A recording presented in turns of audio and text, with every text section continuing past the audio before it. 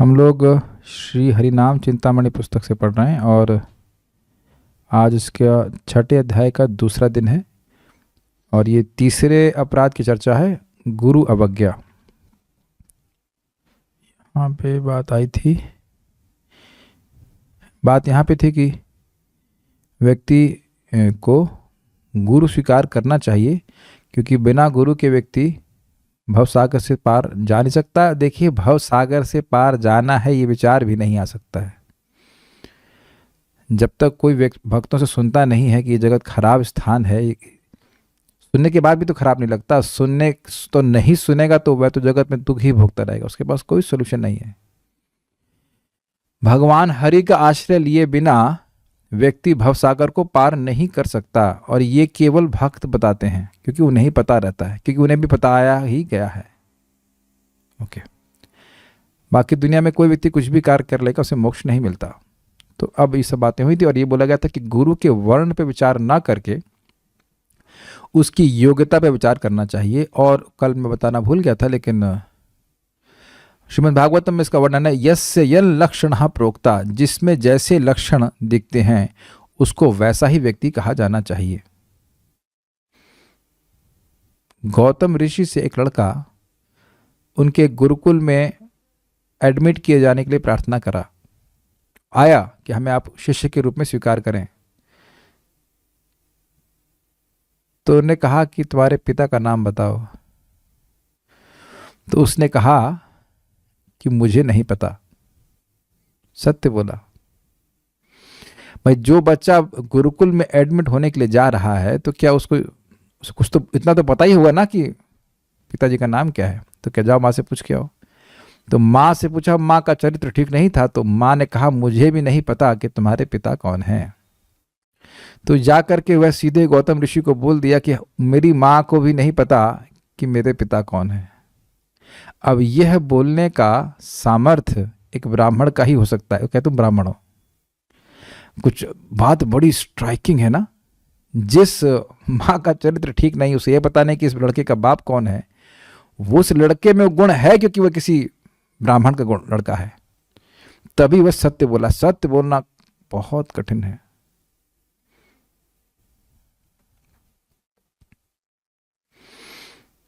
तो मैं ये कथा क्यों बताई, समझ में आ गया ना। जिसमें जो लक्षण होता है उसके अनुसार उसको ब्राह्मण, क्षत्रिय, वैश्य या शूद्र कहा जाएगा। जैसे उत्तर विराट नरेश के बेटे वो बहुत क्षत्रिय पना दिखा रहे थे, लेकिन जब युद्ध हो गया तो युद्ध से पलायन कर गए। एटलीस्ट करने का प्रयास कर रहे थे कि जान बचेगी तब तो युद्ध करूंगा, अभी तो जान ही चली जाएगी। युद्धे च अपलायनम, तो क्षत्रिय का गुण है कि वह युद्ध से पलायन नहीं कर सकता है। तो आप समझ रहे होंगे कि बात यह है कि जिसमें जो लक्षण है, तो उसी प्रकार से गुरु वस्तुतः वैष्णव ही हो सकते। क्यों? क्योंकि गुरु का कार्य क्या है? गुरु का कार्य है जीव को इस भौतिक संसार से मुक्त करके भगवान के धाम लेके जाना। तो भगवान की भक्ति किए बिना व्यक्ति कैसे मुक्त हो पाएगा? तो भगवान श्री कृष्ण के भक्त हुए बिना व्यक्ति गुरु कैसे हो सकता है? बहुत एकदम क्लियर हो गया ना। ये मैं इसलिए बोल रहा हूं क्योंकि भी हैं भक्त दिख रहे तो हम बोल रहे हैं। उनके घर में हम किसी प्रयोजन से गए थे तो वहां पे साईं बाबा का फोटो भी रखा हुआ था। हमने कहा ये क्यों रखा हुआ है? कहते पहले इनकी पूजा करते। तो क्या पूछो कि क्या वो कभी बोले कि आप भगवान कृष्ण के भक्त बनो या भगवान की भक्ति करो? क्या भगवान के मंत्र कुछ दिया, कुछ भक्ति सिखाए? वो तो खुद ही भगवान बन के बैठे हुए हैं। तो गुरु जो स्वयं भगवान बन रहा है वह गुरु है ही नहीं। मैं जानबूझ करके नाम भी रख रहा हूं और बाकी अन्य लोगों के अन्य गुरु भक्ति में आने से पहले हो सकते हैं, उनके प्रति आसक्ति को ना बनाए रखें। क्या उन्होंने आपको यह शिक्षा दी कि कृष्ण भगवान हैं? नहीं, तो वह गुरु नहीं है। Is it clear? और ऐसे व्यक्ति का फोटो घर में लगाने की कोई जरूरत नहीं है। बहुत ही कठोरता से मैं बोल रहा हूं क्योंकि यह बहुत बड़ी मूर्खता है। मूर्खता को कठोरता से ही काटा जा सकता है। लोग अनावश्यक आसक्ति में पड़े रहते हैं। वो हमको भवसागर से बाहर नहीं, भवसागर में और धकेलने के लिए है। जो व्यक्ति कृष्ण का आश्रय लेने के लिए नहीं बोल रहा है वह गुरु नहीं है। उसमें वो ये बोल सकता है कि हाँ शाकाहारी रहो, लेकिन यहीं रहो, जगत में ही रहो, शाकाहारी रहो, लेकिन यह नहीं बताएगा कि भगवान का भोग लगाओ। हाँ भाई, लहसुन प्याज खाने वाले भी शाकाहारी कहे जाएंगे एक तरह से। तो जो यही ना बताए कि भगवान को भोग लाकर प्रसाद ग्रहण करो, गुरु का है का, इसका मतलब खुद ही नहीं पता उसको।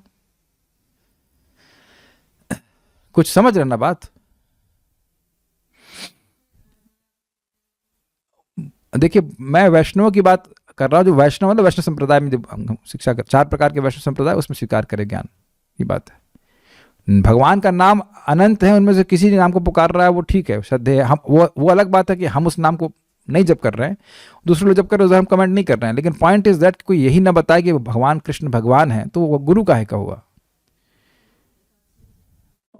हम दूसरे के पॉइंट क्या है कि दूसरे संप्रदाय वाले क्या कर रहे हैं उससे हमें मतलब नहीं है, लेकिन एक बात तो बताई जानी चाहिए ना कि हम भगवान श्री कृष्ण के नित्य अंश हैं, भगवान कृष्ण भगवान हैं, ये तो सिद्धांत तो है ना, बाकी डिटेल्स तो अलग बात है, कौन क्या कर रहा है कौन नहीं कर रहा है वो अलग बात है, लेकिन मूल बात तो चेंज नहीं की जानी चाहिए ना। ठीक है, देखिए ये बहुत बड़ी प्रॉब्लम हो जाती है कि अब आप किसी, ये बड़ी इंटरेस्टिंग पॉइंट है, जब किसी वैद्य का इलाज करवा रहे हैं तो कभी सोचते हैं कि दूसरा वैद्य दूसरे रोगियों को या इसी रोग के लिए दूसरे रोगियों को क्या दवा देता है? कभी नहीं सोचते ऐसा। आपको अपने वैद्य पे विश्वास है, वैद्य प्रमाणिक है, उसके अनुसार चाल करते रहते हैं। अब वो दूसरा वैद्य किस कारण से क्या करता होगा कौन जाने।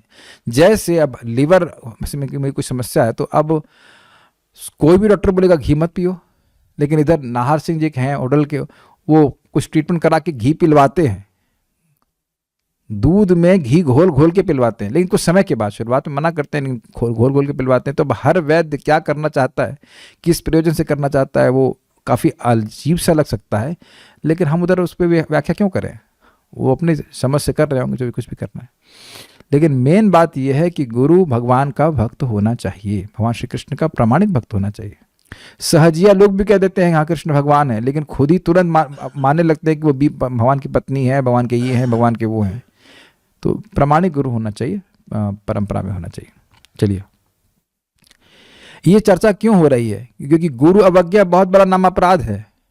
ठीक, अब कोई कहे अरे नाम अपराध करूंगा तो नाम का प्रेम नहीं मिलेगा, ठीक है, भगवान का प्रेम नहीं मिलेगा, तो भगवान का प्रेम के लिए क्या आवश्यक है? गुरु की आज्ञा का पालन। लेकिन गुरु घंटाल नहीं होना चाहिए। अगर गुरु घंटाल को गुरु स्वीकार कर लिया और उनकी आज्ञा मानने लगे तब भी गड़बड़ हो जाएगा ना। इसलिए गुरु कौन है ये समझना आवश्यक है। गुरु कोई उपाधि नहीं है, गुरु योग्यता, एक योग्य व्यक्ति के लिए बोल रहे हैं। गृह त्यागी गुरु का आश्रय कर सकता है। यदि किसी भी कारणवश कोई जीव गृहस्थ आश्रम का परित्याग करके अन्य आश्रम को ग्रहण करता है तो उसके ऐसा करने मात्र से ही उसे पारमार्थिक उन्नति प्राप्त नहीं होगी। पारमार्थिक मतलब भगवान की परमार्थ है, भगवान का प्रेम की प्राप्ति। तो केवल घर छोड़ने से भगवान के प्रेम की प्राप्ति नहीं होती। डाइवोर्स ले लेने से क्या भगवान का प्रेम मिल जाता है? ऐसा हो रहा है क्या कि जिन लोगों को डाइवोर्स हो गया है, वो अभी किसी का हो गया तो बुरा नहीं मानना, लेकिन हम खाली बात बोल रहे हैं कि क्या डाइवोर्स होने से या पत्नी और पति दूर रह जाएं उसी से प्रेम होने लग जाता है भगवान से? ऐसा तो कहीं लिखा नहीं है। वस्तुतः भगवान ने प्लीज बुरा नहीं मानेगा, लेकिन गीता में लिखे हैं डाइवोर्स आश्रम तो नहीं बनाया ना। चतुर्विधा क्या ना, चतुर्वर्ण क्या श्लोक है वो, मया सृष्टा वर्ण गुणा कर्म विभागशः, चातुर्वर्ण्यम मया सृष्टा गुण कर्म विभागशः। 4 प्रकार के वर्ण और आश्रम की व्यवस्था करे, 5 प्रकार का आश्रम तो नहीं है डाइवोर्स आश्रम। अब ठीक है, किसी का पति बहुत खराब है, नहीं बना, वो अब आजकल चल गया, हम उस पर कुछ व्याख्या नहीं कर रहे, लेकिन पॉइंट है कि गृहस्थ भी एक आश्रम है जिसमें दोनों ही लोग, दोनों ही चक्के भगवान की तरफ जाते हैं, और दूसरा चक्का अगर माया की तरफ जा रहा है तब दिक्कत होती है ना। एक टायर पंचर हो जाएगा तो दिक्कत होगा ना, तो ये दिक्कत हो जाती है।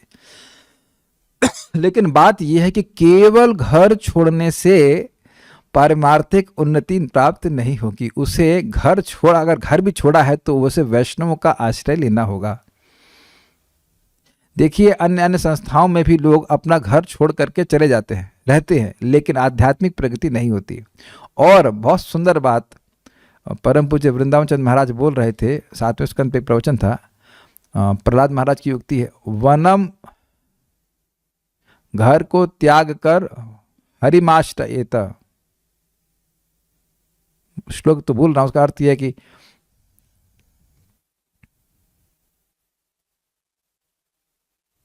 हित्वात्मपातम गृहमंधकूपम वनम गतो यद हरिमाश्रयेत। तद साधु मन्ये असुरवर्य देहिनाम सदा समुद्विग्न धियाम सद्ग्रहात् हित्वात्मपातं गृहमंदकूपम वनम गतो यद हरिमाश्रयेतः। तो सेकंड लाइन को मैं समझाने का प्रयास कर रहा हूं।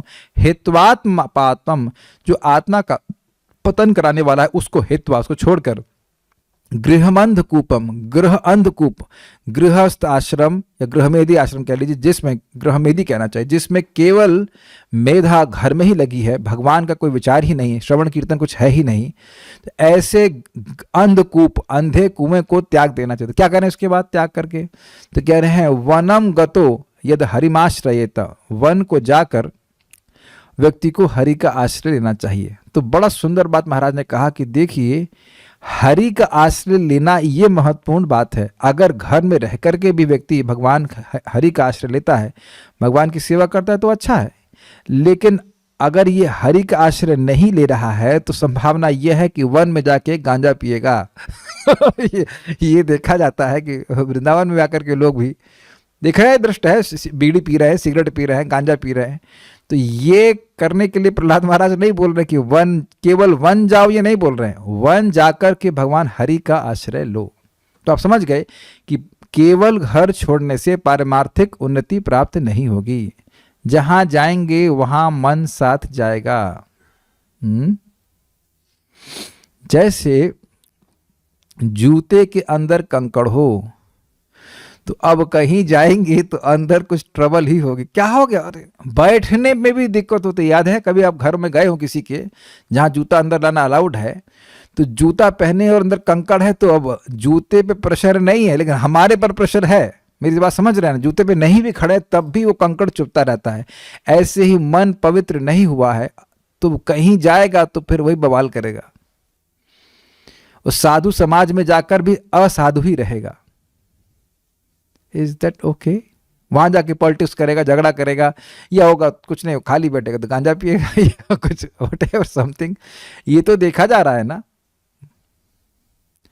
तो पारमार्थिक उन्नति केवल भक्तों के आश्रय से, यानी भक्तों के संग में आकर के, गुरु के संग में आकर के श्रवण कीर्तन करने से ही प्राप्त होती है, तभी उसकी बुद्धि ठीक होती है। पारमार्थिक उन्नति प्राप्त करने के लिए उसे सदगुरु का आश्रय ग्रहण करना ही पड़ेगा। गृहत्यागी व्यक्ति को गृहत्यागी गुरु का चरणाश्रय ग्रहण करना ही उचित है। तो स्पष्ट है, कोई घर को छोड़ा हुआ है तो वह एक सन्यासी का ही आश्रय ले, उनसे शिक्षा दीक्षा ग्रहण करके ही वह श्री कृष्ण नाम का रसास्वादन कर सकता है। गृहस्थ व्यक्ति को अपना गृहस्थाश्रम छोड़ने पर भी अपने पूर्व सदगुरु का चरणाश्रय नहीं छोड़ना चाहिए। गृहस्थ भक्त को वैराग्य प्राप्त करके संसार छोड़ देने पर भी अपने पूर्व सदगुरु का चरणाश्रय जीवन के अंतिम क्षणों तक नहीं छोड़ना चाहिए।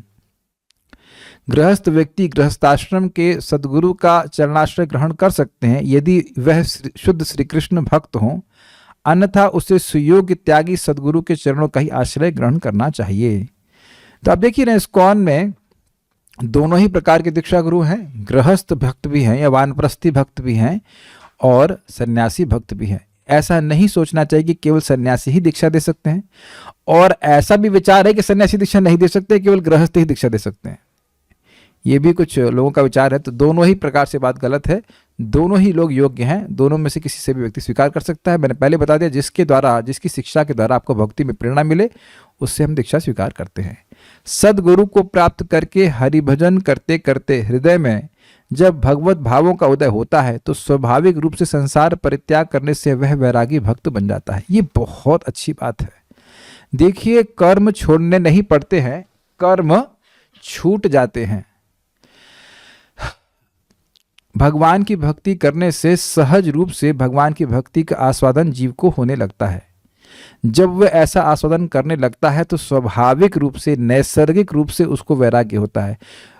ध्यान दीजिएगा, इंग्लिश में होता है स्पर्ट्स समझते हैं, एक फ्लैश टाइप का, एक स्पर्ट्स ऑफ वैराग्य should not be mistaken as constant वैराग्य। कुछ क्षणों के लिए कथा सुनता है व्यक्ति तो कुछ घर से वैराग्य होता है, लेकिन वो कुछ समय के लिए रहता है, वो हमेशा के लिए नहीं रहेगा। तो कथा सुनते जाइए। जब घर में रह के ही भोगों से आप पूरी तरह विरक्त हो जाएं वहाँ पे रहते हुए भी उसको ग्रहण ना करें, तब समझिए कि वैराग्य स्थिर हुआ। ऐसे ही मतलब क्या कहते हैं उसको, इमोशनल होकर के व्यक्ति घर छोड़ देगा तो उसके लिए उस वैराग्य आश्रम को धारण कर पाना कठिन होगा। ये प्रभुपाद मेरे कुछ शब्द नहीं है, प्रभुपाद जी भगवद गीता में आगे आप देखेंगे समझाएंगे इस बात को। अभयम, जहाँ तक मुझे स्मरण आ रहा है, अभयम सत्व संशुद्धि वाले श्लोक में है, लेकिन it can be somewhere else, कि व्यक्ति का हृदय शुद्ध नहीं हुआ। वहाँ प्रभुपाद, हाँ वहाँ प्रभुपाद ये बात जरूर कहते हैं कि अगर किसी का हृदय शुद्ध नहीं हुआ है तो वह ये जरूर सोचेगा कि मैं अकेले रहूंगा तो मेरा ध्यान कौन रखेगा। मतलब अभी आप संन्यास के योग्य नहीं हुए। जैसे ही ये भय आ रहा है कि अरे मैं नौकरी नहीं करूंगा, मैं कुछ आय का स्रोत नहीं रहेगा, तो मैं मेरा पालन कौन करेगा। भाई बात तो यह है कि भगवान तो माँ के गर्भ में भी रक्षा करते हैं। वहाँ कौन सा हम लोग जॉब करते हैं, सब्जी मार्केट जाते हैं, जूस लेने जाते हैं, कुछ नहीं, जूस बन के आ जाता है, रेडी हो जाता है। तो जब भगवान माँ के गर्भ में रक्षा कर सकते हैं तो ऐसा रक्षा नहीं कर सकते, वहाँ कौन सहायता करने वाला है बताइए। लेकिन जब हृदय शुद्ध नहीं है तो व्यक्ति स्वीकार नहीं कर पाएगा, वो डरेगा, है कि नहीं, कि मैं बीमार पड़ गया तो क्या हो जाएगा। कुछ भी कहिए, अब माँ के गर्भ में जितने असहाय जीव होता है उतना तो असहाय और क्या होगा बताइए, जब प्रकाश तक नहीं प्राप्त है। ऐसा तो नहीं कि बच्चे को अंदर कुछ बुखार हो जाए तो बाहर से इंजेक्शन लगा सकते हैं या कुछ दवा खिला सकते हैं, कुछ भी तो नहीं कर सकते, डॉक्टर टच भी तो नहीं कर सकता जहां तक मैं समझ रहा हूं। तो ऐसी अवस्था में जब भगवान बचा लिए हैं तो आगे भी तो बचा ही लेंगे। आप ये समझिए, समझने का प्रयास कीजिए, सब पर घटित होगा। लेकिन हमारा हृदय शुद्ध नहीं है या तो हम व्यक्ति घबराएगा, अरे पता नहीं भगवान रखेंगे कि नहीं रखेंगे। इसका मतलब है कि अपने घर में रहे, भगवान का भजन करे, और स्पेशली भगवान के भजन से मतलब है भगवान का श्रवण कीर्तन करे। क्रमशः क्रमशः वह देख पाएगा कि भगवान कैसे उसके जीवन की निरंतर रक्षा कर रहे हैं। या अच्छा एक बात विचार कीजिए, जो व्यक्ति अपनी बुद्धि के द्वारा या बल के द्वारा कुछ अर्जन कर पा रहा है वह भी तो भगवान ही दे रहे हैं। अगर उसको खींच लेंगे तो भगवान, मान लो भगवान ने उसे खींच लिया तो कैसे बताओ आप अर्जित कर पाओगे, कुछ भी नहीं कर पाएंगे। तो इस समय भी भगवान हर व्यक्ति को विभिन्न प्रकार की बुद्धि दे करके उसका पालन कर रहे हैं। मैं सब बातें क्यों कह रहा हूं, यहां कहा जा रहा है कि घर में रह करके वैष्णव का संग प्राप्त हुआ, गुरु का संग प्राप्त हुआ, तो अब वह घर में रह के ही भगवान की भक्ति करे, तुरंत घर छोड़ने के चक्कर में ना पड़े। मैंने वहाँ पे भी देखा था, मंदिर में जब मैं था, एक व्यक्ति आए कहे कि हम घर में बहुत दुखी हैं, पत्नी ने ये कह दिया वो कह दिया, अब हम छोड़ के आ रहे हैं, जीवन भर आपके पास रहेंगे। मैंने कहा अच्छा। मंदिर से गौशाला तक को लेके आया, सामान वामान भिजवाया, बस सामान रखे नहीं, घर से फोन आया तुरंत चले गए वहाँ से। तो कभी कभी लोग दुख में घर छोड़ देते हैं, लेकिन वो सच्चा वैराग्य नहीं। इधर भगवान के जो भगवान के प्रति भक्ति है उसके प्रति आसक्ति नहीं है, तो बस वो घर में कुछ त्यागा, त्याग के बाद फिर भोग में पड़ जाएंगे, फिर वापस चले जाएंगे। ऐसा नहीं करना चाहिए। तो इसलिए कह रहे हैं स्वाभाविक रूप से संसार का परित्याग करने से वह वैरागी भक्त बन जाता है। मतलब अब उसका मति वहां पे जाती ही नहीं है, इंटरेस्टेड ही नहीं है। इस बात को आप लोग समझने का प्रयास कीजिए, मैं इतना बल क्यों दे रहा हूं। देखिए भगवान के भक्त, प्रभुपाद जी कहते हैं अंततो गत्वा भगवान के पास चले जाते हैं ना। क्यों ऐसा कहते हैं, क्योंकि अगर भोग की इच्छा है तो स्वर्ग भगवान दे देते हैं उनको, और स्वर्ग में भोग करके जब वह एकदम निर्वेद हो जाते हैं, उन्हें कोई इंटरेस्ट नहीं होता, तब वे भगवान के धाम जाने के योग्य हो जाते हैं। आगे पढ़ते हैं,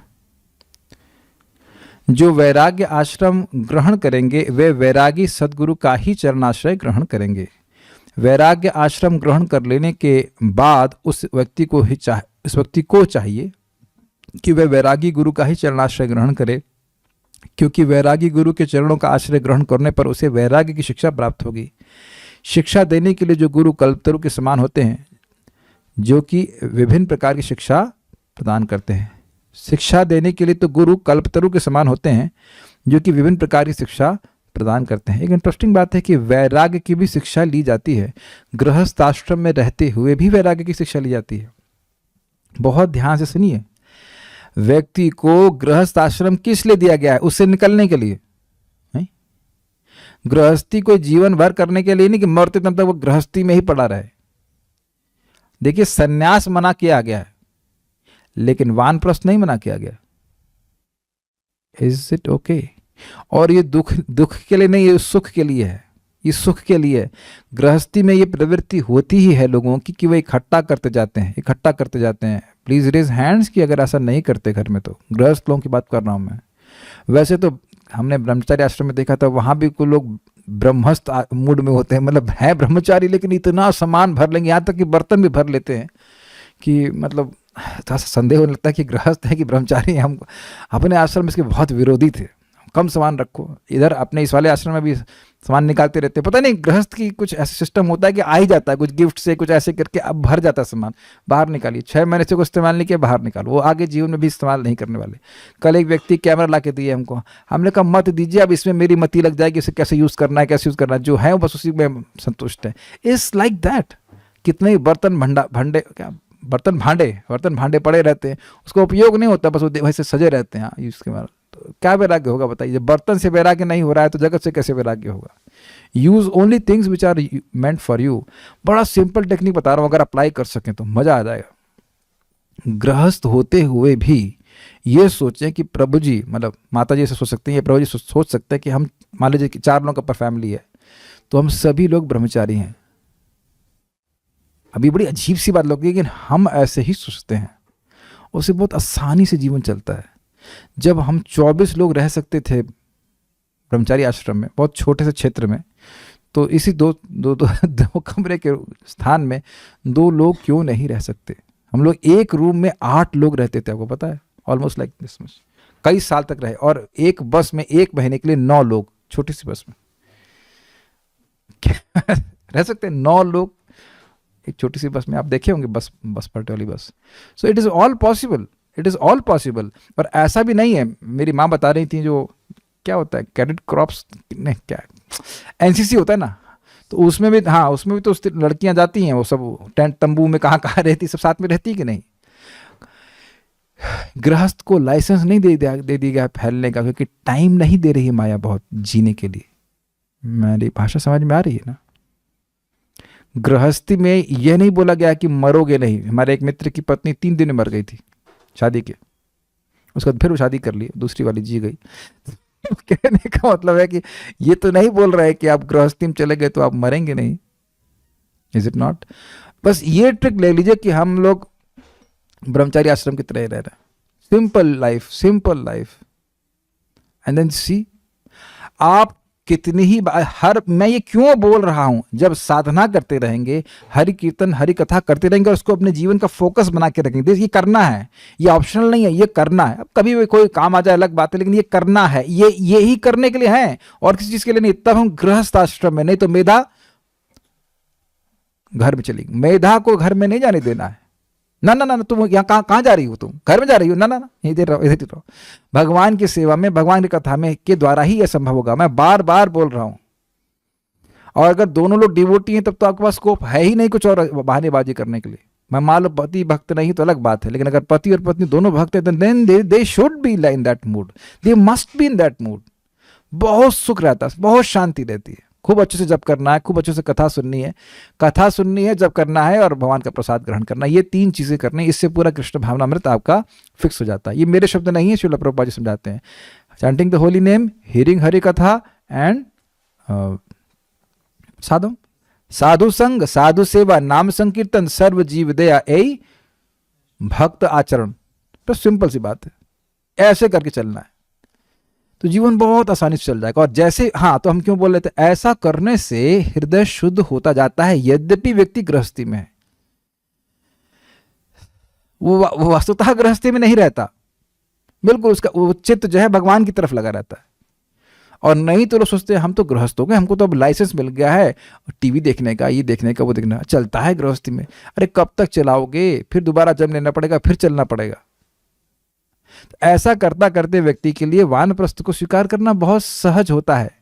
संतान हो गई, चलो अब भगवान का भजन करो, केवल भक्ति करो, बस खत्म कहानी। क्या दिक्कत है?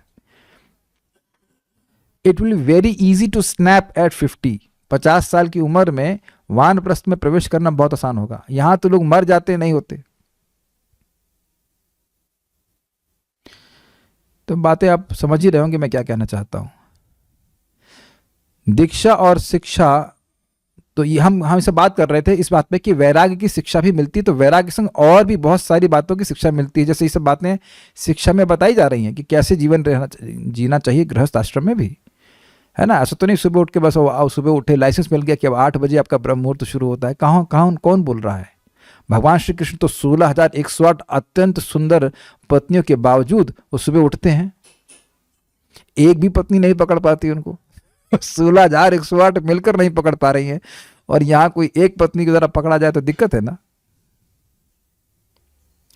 दीक्षा और शिक्षा गुरु समान रूप से सम्माननीय हैं। बहुत इंपॉर्टेंट पॉइंट है।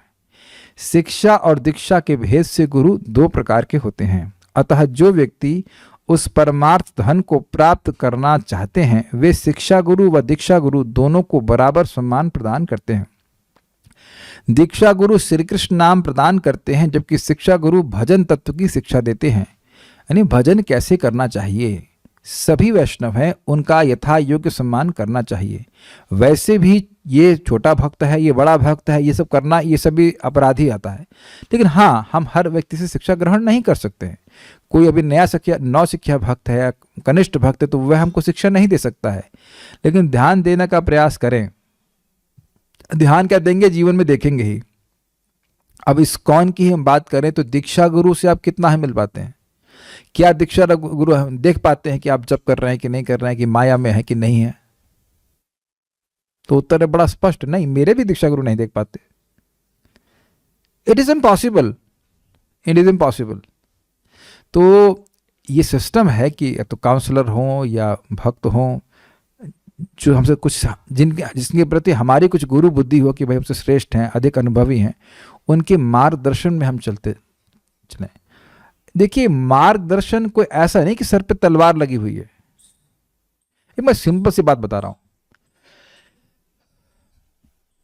जैसे फॉर एग्जाम्पल आप योगा करते हैं, मान लीजिए योगा करते हैं। अब कुछ लोग ऐसे पीठ झुका के योगा करते हैं, तो मान लीजिए भाई जिसने मेजर टीचर है उसने तो आपको देखा नहीं, उसने बता दिया लेकिन हम नोटिस नहीं किए। तो जो हमारा साथ वाला है, कुछ श्रेष्ठ थोड़ा भक्ति है, तो बोलेगा नहीं, सीधे बैठकर तुम व्हाटएवर प्राणायाम करो। तो अब वो क्या आपके सर पे तलवार लेके चढ़ा रहेगा? उसने बता दिया, ज्ञान दे दिया, आप उसको करिए। मैं बहुत सिंपल सी बात बोल रहा हूं मैं। तो दोनों का ही, जो मेन टीचर है और जो साइड टीचर है, दोनों का ही, साइड का इन सेंस जो आपके पास में है, जिससे आपके एक्सेस है, उन दोनों का उद्देश्य यही कि आप योग का अभ्यास ठीक से करें। मैं बिल्कुल एक सिंपल एग्जांपल दे रहा हूं। तो शिक्षा गुरु है, वह भी यही चाहते हैं कि हम लोग जब ठीक से करें, हम लोग कथा ठीक से सुने। अगर कोई यह शिक्षा दे रहा है कि भगवान की कथा मत सुनो या नाम जप मत करो, तो ऐसे गुरु को हमें नहीं स्वीकार करना चाहिए, क्योंकि वह खुद ही भ्रमित है भगवान के बारे में। अरे कथा ही सुनते रहोगे या सेवा भी करोगे? एज इफ कथा सेवा नहीं है, एज इफ नाम जप सेवा नहीं है। ये कान खोल कर सुन लीजिए, कोई भी गुरु अगर कथा और नाम जप से आपको विरत कर रहा है कि इससे क्या फायदा है, इससे क्या फायदा है, मतलब वो खुद ही यही सोच रहा है कि इससे कोई फायदा नहीं है। मेरी भाषा समझ में आ रही है? If a person is not training you to chant properly and hear properly Srimad Bhagavatam and Harinam, then he himself is quite bewildered about this whole process. क्यों मैं ऐसा कह रहा हूं? कभी कभी काउंसलर या शिक्षा गुरु जैसे असाइन भी कर दी जाते हैं कि ये तुम्हारे काउंसलर हैं, लेकिन देखिए काउंसलर हो या जो कुछ भी, उनसे हृदय से कनेक्शन होता है। किसी के द्वारा असाइन कर देने से व्यक्ति की काउंसलिंग आपको पसंद आएगी जरूरी नहीं है। Is that okay? ये शायद आप लोग इससे पता नहीं परिचित हैं कि नहीं, लेकिन इस्कॉन में ये होता है कि काउंसलर असाइन कर दिए जाते हैं, लेकिन इट मे नॉट वर्क। मैं नहीं कह रहा हूं कि हमेशा ही कार्य नहीं करता, लेकिन हमेशा कार्य करेगा ऐसा भी नहीं होता है। और फिर व्यक्ति घबराता है कि अरे ये तो हमारे काउंसलर हैं, इनसे तो हमारा नहीं समझ में आ रहा है। ये नहीं कहना चाहिए कि वो खराब भक्त हैं, उनसे आपकी नहीं समझ में आ रही है, उनकी शिक्षा आपको समझ में नहीं आ रही है, मेरा अपराध तो नहीं होगा। नहीं, क्या कठिनाई है? कोई अपराध नहीं होगा। आप स्वीकार करें, उनके सामने भी स्वीकार कर सकते हैं कि नहीं प्रभु, मैं इंस्पायरेशन नहीं प्राप्त हो पा रहा है, मैं, या जो भी आप openly you have to tell that. उनका असम्मान नहीं करना है, क्योंकि अगर हृदय से आप गुरु को प्रेम नहीं करते हैं तो उनकी बात आप नहीं मानोगे। Do you agree with this? अगर मन में ये भावना है कि भाई ये हमारे वेल विशर नहीं हैं या इनको कम ज्ञान है, तो आप बात नहीं स्वीकार कर सकते। कोई व्यक्ति किसी की बात नहीं स्वीकार करेगा, संदेह ही बने रहेगा, क्या पता नहीं सही बोल रहे हैं कि नहीं बोल रहे हैं। मैं कुछ गलत तो नहीं कह रहा हूं ना, ये तो बिल्कुल अनुभव बात है। देखिए वही बात है, कोई भी व्यक्ति किसी की बात पे विश्वास ही ना हो कि भाई ठीक है कि नहीं, तो क्यों स्वीकार करेगा? नहीं स्वीकार करेगा। मैं खुद ही नहीं करता, अब मैं दूसरों को क्या बोलूँ? नहीं कर सकता। हाँ, छोटा बच्चा भी नहीं करता तो बड़े बच्चे कैसे करेंगे? नहीं करेंगे, सही कह रही हैं। छोटा बच्चे नहीं करते तो बड़ा बच्चा कैसे करेंगे? जब लोगों को ये बेसिकली मैं कई बार ये प्रश्न किया हूं, मैं यह कह रहा हूं, क्या आप लोगों को ये दिख रहा है? ये कई बार मैंने बोला आपको। क्यों बोला? क्योंकि जो मैं कुछ कह रहा हूं वो शास्त्र के अनुसार है, आपके सामने है, मैं बोल रहा हूं, और जब आपको वो दिखने लग जाएगा तो आप उसको ग्रहण करेंगे, उसको आत्मसात करेंगे। मेरे ऑब्जर्वेशन की कोई उसमें जरूरत नहीं रहेगी। व्यक्ति खुद का विवेक को से युक्त होकर वैसे अपना जीवन चलाएगा। जैसे भी मैं अभी गृहस्थ और बात कर रहा था, गृहस्थ में भी एक ब्रह्मचारी की तरह रहना चाहिए। ये शब्द है ना, गृहस्थ ब्रह्मचारी। और ये प्रभुपाद जी के लेक्चर में मैं सुना कि जो व्यक्ति अब 10-12 साल, जो भी 20 साल ब्रह्मचारी आश्रम में रह लेते हैं शुरुआत में, तो अब उनके लिए गृहस्थी में रहना मुश्किल है, क्योंकि वो गृहस्थी में उस तरह से नहीं रह सकते जैसे आजकल के सो कॉल्ड गृहमेदी लोग रहते हैं, टीवी देखना, होटल में जाना ना, वो नहीं रह सकता। तो वानप्रस्थ में तो जाएगा ही जाएगा। वानप्रस्थ इज अ वेरी स्टेबल आश्रम, वेरी स्टेबल आश्रम। सन्यास की बात छोड़ दीजिए, लेकिन वानप्रस्थ तो बहुत प्रैक्टिकल है कि नहीं? पति है, पत्नी, दोनों लोग भक्ति करते हैं, एक दूसरे का ध्यान रखते हैं। अग्रीड? तो उसकी तरफ चलना चाहिए। गृहस्थी में प्रवेश करे लेकिन चोर की तरह, जैसे चोर प्रवेश करता है लेकिन भागने का रास्ता देखता है, तो उस तरह से प्रवेश करे। ये नहीं कि वो क्या कहें उसको, रेशम का कीड़ा है, उसी में वो गूंद गया, अब कैसे निकले, अब कैसे निकले, इत्यादि इत्यादि। तो ये बहुत इंपॉर्टेंट बातें हैं, सब को शिक्षा लेना चाहिए। हम ये सब बात कहाँ से आ गई थी? ये दोनों का यथा योग्य सम्मान करें। ये नहीं है कि शिक्षा गुरु की बात हम छोड़ दें, और आप यह भी तुलना कर लें कि क्या हमारे दीक्षा गुरु और शिक्षा गुरु कुछ अलग बोल रहे हैं। फॉर एग्जाम्पल एक और इंटरेस्टिंग ले सकते हैं, जैसे अस्पताल में गए, किसी ने आपका ऑपरेशन किया, मेन गुरु हो गए या मेन डॉक्टर हो गए, और अब जो नर्स है या जो और है वह भी आपको वही इंजेक्शन ला के लगाती है जो डॉक्टर ने कहा है, कुछ अलग बात नहीं लगाती, तो क्या आप नर्स का सम्मान नहीं करेंगे? नर्स भी और डॉक्टर भी दोनों ही चाहते हैं कि हमारी बीमारी का इलाज हो जाए, प्रयोजन तो अलग है नहीं कुछ। दूसरा एग्जाम्पल और ले सकते हैं कि मान लो हम कुएं में गिरे हैं, तो एक व्यक्ति नहीं उठाता है ना, 2-4 लोग मिलकर उठाते हैं, तो सभी सम्माननीय है कि नहीं? तो भेद देखना ही गलत है। Is that okay? देखिए सुखदेव गोस्वामी जी परीक्षित महाराज का नाम चेंज नहीं कर रहे हैं, किए हैं। भागवत में तो कोई व्यक्ति किसी को दीक्षा दे रहा हो, हाँ नारद जी दीक्षा दी है, नारद जी ने कुछ लोगों को दीक्षा दी है, लेकिन प्राय देखें शिव जी भी दिए हैं, लेकिन प्राय तो सब जगह शिक्षा गुरु ही हैं। आप चेक कीजिएगा, सूत गोस्वामी जी क्या शौनक ऋषि का नाम चेंज किए? नहीं।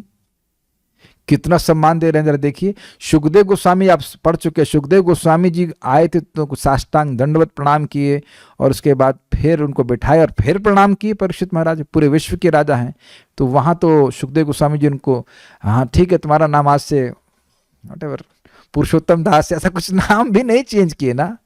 तो परीक्षित महाराज की तो बिना दीक्षा के भगवत प्राप्ति हो गई ऐसा हुआ नहीं, वो पहले भी दीक्षा लिए होंगे, जो कुछ है नाम तो उनका परीक्षित ही रहा ना, नाम तो चेंज नहीं हुआ उनका। बट मेन पॉइंट इज आत्मसमर्पण, आत्मसमर्पण। तो चाहे दीक्षा गुरु हो चाहे शिक्षा गुरु हो, उनकी अवज्ञा नहीं होनी चाहिए। मैं मुझे बहुत संदेह रह रहा कि भक्त लोग समझ पा रहे हैं कि नहीं। कोई शिक्षा गुरु है जिन पे आपको विश्वास है, कुछ बात कह रहे हैं तो क्लैरिफाई कर लीजिए उस समय कि वो क्या कह रहे हैं, तो आप खुद कन्विंस होंगे तो फिर ठीक से कर पाएंगे। Half hearted efforts will lead to half hearted progress. मैं समझा पा रहा हूं? जब हम खुद कन्विंस नहीं होंगे जो शिक्षा दी जा रही है, तो उसमें हम पूर्णतः प्रयास नहीं करेंगे।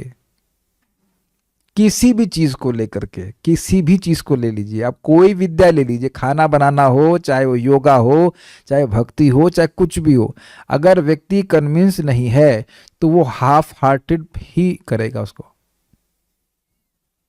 उसे लगेगा मैं अपना समय खराब कर रहा हूं, उससे कुछ होता तो है नहीं। अरे इन्हीं के हम पीछे लगे रहते, योगा करो योगा करो योगा करो, तो आप कुछ दिन से ठीक से योगा किए हैं, हाँ तो बड़ा अच्छा लग रहा है, बड़ा अच्छा लग रहा है। तो पॉइंट यही है कि व्यक्ति को, मतलब ये एक ही किस्म नहीं, बहुत अभी मैं आप लोग से पूछ लो कितने लोग योगा करते हैं रोज? तो कन्विंस नहीं है, क्योंकि सबके तो चिन्मय देह है ना, भगवान को प्रणाम कर लिया, चिन्मय देह हो गई, तो कोई शरीर में रोग तो आएगा नहीं, है कि नहीं। और जबकि यही खोई मेरे को बोलने की, मेरी दादी ने प्राणायाम करके अपने शरीर को ठीक रखा था, उसी से मेरे को इंस्पिरेशन मिल गया, शिक्षा गुरु। इज अमेजिंग कि शिक्षा कहां से मिल जाएगी आप नहीं कह सकते। दिस इज अमेजिंग, कहां से शिक्षा मिल जाएगी। हमको एक बहुत अच्छा बात सुनने को मिली कि जब आप युद्ध कर रहे हैं तो उससे कोई फर्क नहीं पड़ता कि आप कितने वार कर रहे हो, वो तो है ही, लेकिन कितने वार सह सकते हो। वाह, स्पेशली माया से जो हमारा युद्ध हो रहा है, देखिए शिक्षा कहीं से भी मिल जाएगी। दिस अमेजिंग, कहीं से भी शिक्षा प्राप्त हो सकती है। 24 गुरु आप देखिएगा, पृथ्वी से, जल से, एक लड़की से भगवान शिक्षा ग्रहण कर रहे हैं। आप मेरी बात समझने का प्रयास कीजिए। आपको पता है प्रभुपाद जी पुस्तक वितरण कर रहे थे, बैक टू गॉड हेड। कोई सामान्य व्यक्ति, उसका नाम नहीं मेंशन है, उसने बोला आप ये मैगजीन क्यों छाप रहे हैं, आप ग्रंथ क्यों नहीं छापते। इसीलिए प्रभुपाद ने आगे जाकर के भागवतम, भगवद गीता का विचार में वितरण किया। और आप देख रहे हैं भगवद गीता में और बैक टू गॉड हेड में है मैसेज वही, लेकिन अंतर बन जाता है दोनों में, है ना। मैं प्रैक्टिकली अपने जीवन में देख रहा हूं कि भक्ति करने से मुझे सामान्य लोगों के द्वारा भी शिक्षा प्राप्त हो जाती है। यू विल सी, आपके संग भी ऐसा होता है कि नहीं मुझे पता नहीं, लेकिन कोई व्यक्ति सामान्य बात बोल रहा है, एकदम सामान्य बात बोल रहा है, लेकिन आपको शिक्षा प्राप्त हो जाएगी। वो कृष्ण उनके द्वारा बुलवाते हैं। आप मेरी बात समझ रहे हैं। प्रभुपाद जी को भी वो व्यक्ति, प्रभुपाद समझ गई, भगवान कृष्ण इसके मुख से बुलवा रहे हैं कि तुम गीता, भगवद गीता छापो, ग्रंथ छापो।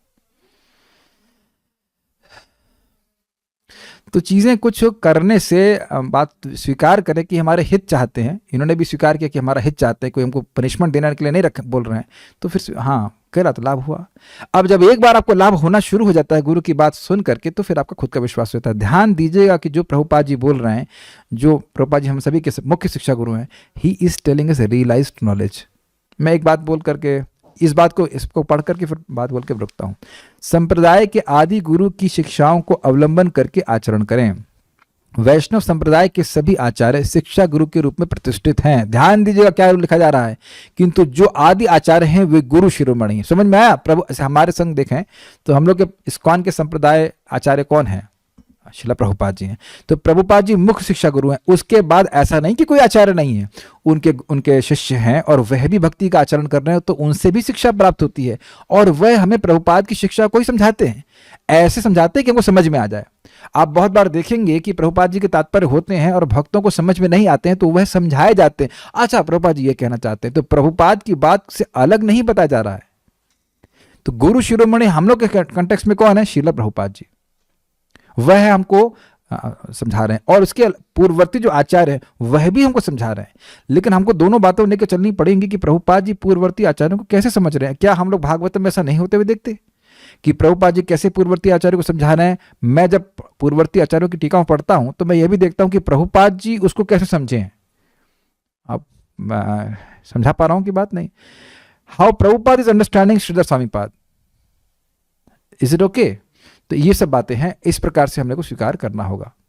तो मुख्य जो आचार्य हैं उनकी बात स्वीकार करनी होती है, उसके अनुसार ही अन्य आचार्य उसको समझाते हैं। जैसे श्रीपाद रामानुजाचार्य जी श्री संप्रदाय के मुख्य आचार्य हैं, तो वह जो शिक्षा दे रहे हैं उसी के अनुगत में अन्य आचार्य भी उसको स्वीकार करके वैसी ही शिक्षा प्रदान करते हैं। वो नई बात नहीं कहते। इज इट ओके, ठीक है। उनकी यथोचित पूजा करनी चाहिए जैसा उचित हो। इसीलिए हम लोग रोज श्रील प्रभुपाद जी गुरु पूजा करते हैं। इधर उधर की बातें ना सुनकर, इधर उधर की बात ना सुनकर कि यहाँ कौन सा नाम बोल रहा है, वहां कौन सा नाम बोल रहा है। आदि आचार्यों के सुसिद्धांतों का ही अनुसरण करना चाहिए एवं बड़े यत्न के साथ उनके आदेशों का पालन करना चाहिए तथा इसी वैष्णव परंपरा से दीक्षा लेनी चाहिए। This is a brilliant statement. बहुत अच्छी अच्छी बातें बताई गई हैं। देखिए अलग अलग संप्रदायों में थोड़ा थोड़ा भेद शिक्षा का हो सकता है। भगवान कृष्ण को भगवान कह रहे हैं, लेकिन कैसे भगवान की प्राप्ति करनी है, शरणागति से करनी है। लेकिन शरणागति कैसे लेनी है, वहां थोड़ा थोड़ा भेद आ जाएगा शिक्षा का। तो यदि हम श्रील प्रभुपाद जी की बात को छोड़ करके दूसरे की बात को तवज्जो दे रहे हैं, महत्व दे रहे हैं, तो हम ये कहना चाहते हैं कि प्रभुपाद जी को नहीं पता था कि हमें भगवान के धाम की प्राप्ति कैसे हो। यही कहना चाह रहे हैं ना। और यही हो गया गुरु अवज्ञा। श्रील प्रभुपाद जी ने बड़ा स्पष्ट कहा है, देर इज एनफ तपस्या, डोंट क्रिएट योर ओन। ये तो प्रसिद्ध शब्द हैं प्रभुपाद जी के। पर्याप्त तपस्या है कृष्ण भावनामृत आंदोलन में, अपने से तपस्या की सृष्टि करने की जरूरत नहीं है। और आप ये देखेंगे कि भक्त ऐसा करते हैं, तभी तो प्रभुपाद जी ऐसा कह रहे हैं। वो 16 माला का जप नहीं करेंगे ठीक से, और यहां व्रत वो व्रत, यहां सुखाओ वो शरीर सुखाओ, और उससे कुछ नहीं मिलता।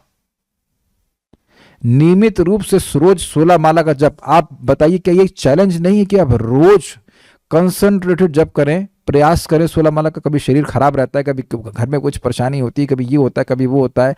ब्रह्मचारी आश्रम में भी 1000 तरह के पंगे होते हैं, हर जगह सब। ये पंगों के अलावा ये जगत ही पंगा है भाई, पूरा जगत ही दुखाले में परेशानियां हैं। उसके बावजूद नियमित रूप से अगर हम 16 माला का जप करें, मैं ये नहीं कह रहा इससे अधिक मत करो, लेकिन अगर आप करें और आप करके देखिए और देखिए कि ऐसे पर प्यूरिफिकेशन नहीं होता। क्या प्रभुपाद जी दूसरों की निंदा करने के लिए बोल रहे हैं? नहीं बोल रहे हैं। तो ये कहां से, कौन से आचार्य से सुन लिए? वैसे तो ये कोई भी आचार्य नहीं कहता, लेकिन पॉइंट इज वेरी क्लियर। मंगल आरती जाए, जप करे, भगवान का प्रसाद ग्रहण करे, गीता भागवत पढ़े। अब हो सकता है कि किसी और जगह ये सुनने में आया कि वो उनके गुरु कहते हैं कि भाई मुख्य रूप से जप करो, थोड़ा थोड़ा पढ़ लो बस। तो प्रभुपाद जी तो थोड़ा थोड़ा पढ़ने के लिए नहीं कह रहे हैं। तो उनका वो कुछ होगा, या प्रभुपाद जी प्रचार पे बहुत बल दे रहे हैं, क्योंकि प्रभुपाद जी बड़ा स्पष्ट कहते हैं preaching is a very easy way to please Krishna. भगवान श्री कृष्ण को प्रसन्न करने का बहुत आसान तरीका है प्रचार करना। और क्या ये प्रभुपाद अपने मन से कह रहे हैं? नहीं, भगवद गीता में लिखा है कि ये जो ज्ञान दूसरे भक्तों को देता है वह मुझे सबसे अधिक प्रिय है और वह मेरे पास आएगा। आप ध्यान से सुनिए इस बात को। श्रील प्रभुपाद जी की ट्रेनिंग किस प्रकार से है, ताकि हम सब लोग गुरु बन सकें। ये प्रभुपाद जी लेक्चर में बोलते हैं, हम चाहते हैं कि वह एक कुली भी गुरु बन जाए। Is it clear? अन्य संप्रदाय में इस प्रकार से प्रचार पे बल नहीं है। प्रकट देख लीजिए, श्री संप्रदाय हो या और भी हो, वहां इस तरह से प्रचार का इतना बल नहीं है। वो भी प्रामाणिक हैं, लेकिन वह इस पे एम्फेसाइज नहीं करते हैं कि आप प्रचार करिए। वो सराहना करते हैं इस्कॉन की कृष्ण भावनामृत का आंदोलन का प्रचार कर रहे हैं, लेकिन और उनमें से एक बहुत महान अलवर भी हुए, वो कह रहे हैं कि हम देख रहे हैं कि भक्त लोग हरिनाम का प्रचार कर रहे हैं आगे आने वाले समय में, और मेरा आशीर्वाद उनके ऊपर है। तो ऐसा नहीं है कि वह लोग शुद्ध भक्त नहीं है, लेकिन समाव अगर इस समय देखें तो उस प्रकार से प्रचार पे बल नहीं है जैसे कि इस्कॉन में है, कृष्ण भावनामृत आंदोलन में है। इवन गौड़ीय वैष्णव संप्रदाय को भी देखें तो उसमें भी इस्कॉन विशेष रूप से प्रचार का आंदोलन है, प्रचार करना है, दूसरों की सहायता करना है कृष्ण भावनामृत में। इज जस्ट स्टाइल ऐसे कह लीजिए, जस्ट लाइक अ स्टाइल। जैसे हमें कैसे समझाओ, मार्शल आर्ट्स होता है ना, तो उसमें भी बहुत सारे सबके अलग अलग स्टाइल हैं। तो ये इस्कॉन का स्टाइल है कृष्ण को संतुष्ट करने का, और वह गोष्ठानंदी भक्त जो गोष्ठी बनाने में आनंद लेते हैं। वो चाहते हैं कि और भी भगवान के भक्त कृष्ण भावनामृत में आए और अन्य जीव भी भगवान के भक्त बने। ये स्टाइल है। अब हो सकता हो कुछ लोग कहेंगे भजन करो आगे, अब पहले अपने को पूरा परफेक्ट कर लो, ये कर लो, वो कर लो, बहुत सारी बातें हैं। We don't want to comment on that. लेकिन महाप्रभु ने जो सिंपल तरीका बताया है, जा रे देखो तारे कहो कृष्ण उपदेश, अमार आज्ञा गुरु हैया तार ऐ देश। तो यही प्रभुपाद जी समझाए, इज इट नॉट? तो ये अब मैं क्यों कह रहा हूं, आप दूसरे लोगों के संप्रदाय में जो आचार्य हैं उनका सुन करके चलने लगेंगे तो हम कहीं के नहीं रहेंगे। नहीं, मैं आपको नहीं कह रहा हूं, मैं जनरल बात बोल रहा हूं कि लोग भ्रमित हो जाते हैं। भाई वहां तो कह रहे हैं कि ये ऐसा हो रहा है, तो वहां तो कह रहे हैं तो ये ऐसा। अरे प्रभुपाद जी क्या कह रहे हैं, और प्रभुपाद जी भी क्या शास्त्र के अनुसार कह रहे हैं? हाँ, शास्त्र के अनुसार ही तो कह रहे हैं। तो बस खत्म हो गई बात। अब दूसरे लोग क्या कह रहे हैं और क्यों कह रहे हैं हमको नहीं पता। जैसे हम लोग हरे कृष्ण मंत्र करते हैं, तो क्या इसमें राधा रानी का नाम नहीं आता है? हरे आता है। Is it not? अब दूसरों को होगी नहीं होगी उसकी रिस्पॉन्सिबिलिटी हम कैसे लेंगे बताइए? कठिनाई क्या है कि हम लोग को होगी जरूर, लेकिन हमारे श्रद्धा में पंचर करने वाले लोग आ जाते हैं। यही तो परम पूज्य जयद्वैत महाराज ने प्रभुपाद जी को साक्षात पूछा। प्रभुपाद जी बड़ा आसान लगता है, 16 माला का जप, 4 नियम का पालन, भगवत प्राप्ति। तो प्रभुपाद जी घूमे, अपना केन जमीन में गड़ा दी और कहे कि क्या तुमको लगता है कि मैं तुमसे धोखा करने आया हूं? जो प्रभुपाद जी ने किया वो कौन कर पाया हिस्ट्री में, जरा बताइए। बुढ़ापे में जाकर के कौन प्रचार किया? कोई नहीं कर पाया, वो भी विदेश में जहां कोई सपोर्ट नहीं था। देखना चाहिए ना उनका सामर्थ्य क्या है। I mean this is amazing. देखिए बहुत सारे हुए लोग, बहुत सारे शुद्ध भक्त हुए, लेकिन ऐसा कोई भी नहीं किया है this is amazing, this is really amazing. यहां तक कि इंग्लैंड में एक जज था, उसने भक्तों से पूछा कि तुम्हारे गुरु कौन है? उन्होंने कहा एसी भक्ति वेदांत स्वामी प्रभुपाद। तो कहते तुम समझते हो कि तुम्हारे गुरु जी ने क्या किया है? कहते हाँ हम समझ रहे हैं, उन्होंने विदेश में जाकर के कृष्ण भावनामृत का प्रचार किया है। तो कहते कि हम वाकई समझते हो कि तुम्हारे गुरु जी ने क्या किया है? कहते हैं हाँ हम समझ रहे हैं कि उन्होंने भाई विदेश में जाकर के कृष्ण भक्ति का प्रचार किया है। तो कहते हैं फिर कहते क्या तुम वाकई समझ रहे हो कि तुम्हारे गुरु जी ने क्या किया है? तो कहते हैं हाँ हाँ हम समझ रहे हैं। कहते हैं नहीं तुम नहीं समझ रहे। क्यों? क्योंकि तुम 70 साल के नहीं हो।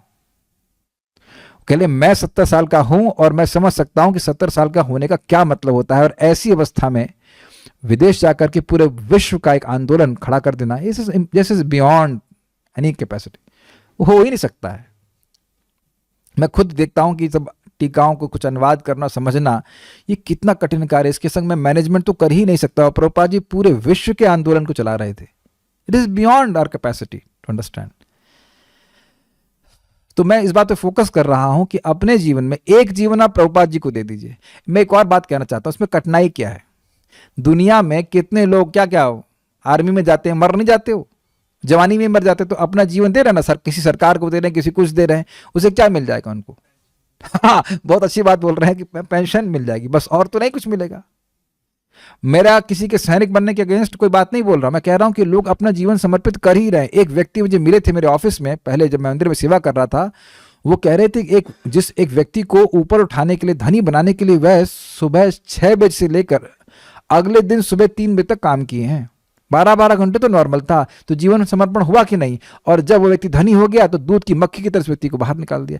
क्या जब बाहर के लोग ऐसा कर सकते हैं इतना विश्वास के संग, तो क्या हम प्रभुपाद के अनुसार अपने जीवन को नहीं चला सकते? और दूसरी बात आप ये भी देखिए, कोई कहेगा कि कल से 64 माला करो, तो हम कर भी तो नहीं सकते। एटलीस्ट मैं तो नहीं कर सकता। आप लोग कर ले तो ठीक, अच्छी बात है, करिए, कोई दिक्कत नहीं है। प्रभुपाद जी ने बिल्कुल स्पष्ट कहा 16 माला जप कीजिए, एक्स्ट्रा भी चैंटिंग कर सकते हैं, लेकिन दूसरों को हरे कृष्ण मंत्र देने की भावना होनी चाहिए, नहीं तो ये मूवमेंट ठप्प हो जाएगा, ये दुकानें बंद हो जाएंगी। और ये कुछ भी कठिन नहीं है, कुछ भी कठिन नहीं है, एब्सोल्युटली इजी। ये जूम के माध्यम से तो सुपर इजी हो गया। आप भी जब करिए, आप अन्य लोगों को लेके आइए, आप कथा में आइए, अन्य लोगों को इन्वाइट कीजिए। Is it not? मैं अपनी कथा का प्रचार नहीं कर रहा हूं, मैं बोल रहा हूं कि हम लोग चर्चा कर रहे हैं, अगर किसी को लाभ होता है तो आपको अच्छा लगता है तो आप अन्य लोग को इन्वाइट कीजिए। अरे ऐसे ही तो शराबी फैल रहे हैं कि नहीं फैल रहे हैं? क्या ये बताइए कि शराबी लोग क्या खुद शराब बना करके दूसरे को शराब पिलाते हैं? बनी बनाई आ जाती है यार, वहां बड़ा अच्छा मिल रहा, चलो पीते हैं। ऐसे करके कितना शराब का प्रचार हो गया है कि नहीं? Simple, it's just very simple. तो उसी परंपरा में दीक्षा लेनी चाहिए। आप कुछ बोल रहे हैं, माइक ले लीजिए। और हाँ, तो कंफ्यूजन नहीं रहना चाहिए कि भाई हम जो है ये कर रहे हैं, इससे लाभ होगा कि नहीं होगा। बार बार मैं बोल रहा हूँ, 16 माला जप कर लिया, उसके बाद भी प्रयास करें कि भगवान की सेवा में लगे रहें, किसी न किसी सेवा में लग रहे हैं, और समय मिले तो फिर जब कीजिए, क्या दिक्कत है? हाँ बोलिए। हरे कृष्ण प्रभु जी। प्रभु जी, जगत गुरु श्रील प्रभुपाद जी हैं, और मान लिया बचपन में ही किसी श्री संप्रदाय से किसी ने दीक्षा ले लिया है, वो भी प्रमाणिक गुरु हैं और उनमें पूरी तरह से श्रद्धा रख रहे हैं, लेकिन थोड़ा सा सुख मिल रहा है जगत गुरु के कैंपस में आने पर, तो क्या उसको उनको फॉलो कर सकते हैं ना? अपने गुरु के प्रति अपमान नहीं ना होगा? गुरु से परमिशन भी ले सकते हैं जी। देखिए, हरे कृष्ण मंत्र में तो स्पेशली लिखा हुआ है कि दीक्षा की कोई अपेक्षा नहीं है। दीक्षा पुरश्चर्या आदि अपेक्षा न करे, जिह्वा स्पर्शे आचरण डाले सबको धारे। दीक्षा और पुरश्चर्या आदि की अपेक्षा ये हरे कृष्ण मंत्र नहीं करता है, और केवल जीव से स्पर्श करने मात्र से व्यक्ति को उद्धार करता है। स्वयं श्रीमन चैतन्य महाप्रभु जब साउथ इंडिया में गए थे, दक्षिण भारत में, तो उनको देख के सभी लोग हरे कृष्ण करने लगे। तो वह तो प्राय हर प्रकार के लोग थे, कोई शिव जी की उपासना करता था, कोई श्री संप्रदाय में होगा, बल्कि वेंकट भट्ट तो श्री संप्रदाय में ही थे। अब भी तो एक जगह एक व्यक्ति राम नाम ही उच्चारण करते थे बचपन से लेकर, जब तक वह चैतन्य महाप्रभु से नहीं मिलते हैं, लेकिन जब चैतन्य महाप्रभु से मिलते हैं तो हरे कृष्ण मंत्र बोलने लग जाते हैं। तो महाप्रभु फिर उनसे पूछते हैं, ये क्या, पहले तो आप हमेशा राम राम बोलते थे, अब आप कृष्ण कृष्ण बोलना कहते हैं। मैं समझ गया हूं कि आप ही वही कृष्ण है, क्योंकि अब मेरा नाम मन कृष्ण मंत्र में हो गया। अच्छा, दूसरी बात, दुर्गा जी, ये तो बड़ा इंटरेस्टिंग एग्जाम्पल है। दुर्गा जी पहले तो हरिदास ठाकुर जी के टेस्ट लेती हैं, उसके बाद कहती हैं हमें कृष्ण मंत्र की दीक्षा दीजिए। तो फिर कहती हैं कि मैंने शिव जी से राम नाम मंत्र लिया है। राम नाम का जो मंत्र है वो हमको मोक्ष प्रदान करता है, से कहते हैं तारक नाम। लेकिन ये पारक नाम कृष्ण का ये विशेष रूप से सुख देने वाला है। राम का नाम भी सुख देने वाला है, लेकिन ऐसे ही दुर्गा जी का वक्तव्य है तो मैं इसको रिपीट कर रहा हूं। तो फिर हरिदास ठाकुर जी से वे हरे कृष्ण मंत्र लेती हैं। तो ये सब बातें हम आपके सामने रख दिया। अब एक और बात है कि मान लीजिए किसी ने श्री संप्रदाय में भी दीक्षा ली है, वो ली क्यों है? क्या पूरे ज्ञान के संग युक्त होकर ली है या मतलब कान फुकवा लिया है? जैसे व्यक्ति हम जानते हैं वो रामानंदी संप्रदाय में दीक्षा लिए थे। नथिंग रॉन्ग विद द संप्रदाय, रॉन्ग विद दैट पर्सन जिन्होंने लिया था, उनको दिलवा दी गई थी ऐसा कह लीजिए। तो उसके बाद भी उस दीक्षा से लेकर के जब तक वो भक्तों से नहीं मिले थे वो रोज शराब ही पीते थे। शराब ही मतलब केवल शराब नहीं पीते थे, शराब पीते ही थे ऐसे कहना चाहिए। तो अब शराब पीते ही हो तो तुम्हारी दीक्षा का फायदा क्या हुआ? यानी कि उस दीक्षा के संग अप्रोप्रिएट बैकअप ट्रेनिंग नहीं हुई जिसपे व्यक्ति अपने अनर्थों से निवृत्त हो सके। आप मेरी बातें समझ ही रहे होंगे। हॉस्पिटल का उद्देश्य ये नहीं है कि जैसा पेट खराब था वही पेट खराब होकर के बाहर निकले। हॉस्पिटल में तो रजिस्ट्रेशन होता है कि नहीं? तो दीक्षा एक रजिस्ट्रेशन की तरह है, एक तरह से है। लेकिन अगर कोई व्यक्ति उस प्रोसीजर को फॉलो ही नहीं कर रहा है तो बताइए अस्पताल में कितने समय से उसे कोई प्रयोजन है? बल्कि प्रश्न तो ये होगा क्या अभी भी अस्पताल में है, ठीक नहीं हुए? मेरी भाषा समझ में आ रही होगी। तो एक कान फुकवाने वाली दीक्षा बहुत जगह हो जाती है। प्रमाणिक गुरु भी हैं, उसमें कोई संदेह नहीं, लेकिन जो व्यक्ति शिष्य जिसने गुरु स्वीकार किया, क्या उसमें शिष्यत्व आया? ये इंपॉर्टेंट बात है। ये केवल अन्य संप्रदाय में नहीं, इस्कॉन में भी बहुत बार होता देखा गया है कि लोग आके दीक्षा ले लेते हैं, कई बार खुद को चेंज नहीं करते, गुरुजी को चेंज करते रहते हैं। एक व्यक्ति 5 दीक्षा लिए, 5 बार गुरुजी चेंज किया और हर बार आके बोलता था कि मैं तो दीक्षा लिया ही नहीं हूं। वो अपनी मानसिकता को नहीं चेंज कर रहा है, वो अपने आचरण को चेंज नहीं कर रहा, वो सोच रहा है गुरु जी में दोष है। मैं समझा पा रहा हूं? तो ये गलती आप कभी ना करें। मैं तो इसीलिए भक्तों को बोलता हूं कि कम से कम 5 साल, 7 साल, 8 साल हरे कृष्ण मंत्र का जप करके आप अभ्यास पक्का कर लीजिए, फिर आप दीक्षा के लिए लीजिए। तो ये सब चीज़ें हैं। एक व्यक्ति अभी हमको कुछ दिन पहले घर पे आए, बोले हमें महाराज जी से, परम पूज्य राधा गोविंद महाराज से दीक्षा दिलवा दीजिए। महाराज पता नहीं कब तक धरती पे रहे। हमने कहा महाराज तो चलिए रहेंगे ही, लेकिन आप कब तक भक्ति में रहेंगे ये संदेह है। बहुत कठोर मैंने बोला, जानबूझ के मैं कठोर बोला। और सही में कुछ दिन में मैसेज आया, प्रभु जी माला छूट गई है, माला छूट ही गई है, बीमारी है, माला छूट गई है। ये वो मेरे बहुत प्रिय हमारे स्टूडेंट हैं, इसलिए मैं कोई गुस्सा नहीं हो रहा था, मैं उनको मदद करने का प्रयास किया। But it's not that simply Diksha will liberate you. हमारे गुरु महाराज स्वयं बोलते इस बात को, दीक्षा के दिन ही हम लोग को ऐसे बोले, don't think Diksha will liberate you. तो ये भारतीयों में बहुत बड़ा प्रॉब्लम है कि दीक्षा मिल गई बस अब कुछ नहीं करना, अब तो मुक्त हो गए। ना ना ना ना। तो यदि एक और बात देख ले कि जहां भी संप्रदाय में दीक्षा स्वीकार करी, क्या उसे जीवन में परिवर्तन आया? अभी आपने कहा कि नहीं आया, और प्रभुपाद जी की शिक्षाओं का पालन करके ही सुख मिल रहा है। तो आप देख लीजिए कि क्या अंतर आ रहा है। सो बिना शिक्षा के किसी भी संप्रदाय में हमारी दीक्षा हुई ही नहीं। बॉटम लाइन तो ये है, अगर हम शिक्षा नहीं स्वीकार करते तो हम किसी के भी शिष्य नहीं है। इतनी बात समझ में आई? कोई भी संप्रदाय आपको शिक्षा दे रहा है, शिक्षा ही नहीं स्वीकार किया तो हम किसी भी संप्रदाय में दीक्षा ही नहीं ली, चाहे कोई भी स्टैंप लगा दिया हो। Is it okay? तो शिक्षा मुख्य बात है। So will stop here. हम इस बात पे समाप्त कर रहे हैं कि जो प्रमाणिक आचार हैं, संप्रदाय आचार हैं, उनकी शिक्षाओं से अलग कभी नहीं जाना चाहिए व्यक्ति को। हम लोगों को हरे कृष्ण मंत्र को छोड़ करके और कोई मंत्र जप करने के बारे में नहीं सोचना चाहिए। ऑब्वियसली जो सेकंड सेशन में मिलते हैं वो तो हम करते हैं, लेकिन उसके अलावा और कोई मंत्र में नहीं लाना चाहिए कि और कोई मंत्र कर लें। इसमें सब कुछ दिया है, सब कुछ है, और वो सब कुछ टाइम आने पर रिवील होगा। बातें हम बार बार रिपीट कर रहे हैं क्योंकि गलतियां होते हुए देखी जाती हैं। ठीक है? कोई कुछ पूछ रहा है? नहीं, कुछ पूछ नहीं रहा है। So stop here. Srila Prabhupada की जय। श्री हरिनाम चिंतामणि पुस्तक की जय। निताय गौर प्रेमानंदे।